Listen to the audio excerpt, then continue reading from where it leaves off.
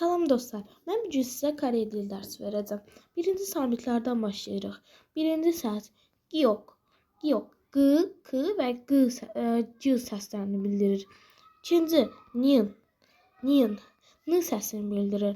Üçüncü dit, dit, d və t səsini bildirir. Və bu hərflərin başqa cür formaları da var. Gələn dərslərdə keçəcəyik. Dördüncü səs real, real, həm r, həm də l səsini bildirir. Sonra mim, mim, m səsini bildirir. Bip, bip, b və p səsini bildirir. Şiot, şiot, ş və s səsini bildirir. İng, ing, sözün əvvəlində və sonunda gəlir.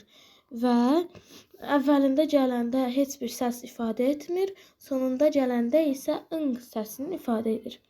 Sonra cid, cid, c və ç səsini ifadə edir. Yəni sadəcə c. Çid, çid isə ç səsini bildirir. Kik, kik, k səsini bildirir. Tit, tit, t səsini bildirir. Pip, pip, p səsi. Hit, hit, h səsi. Gələn dərslərdə görüşərik.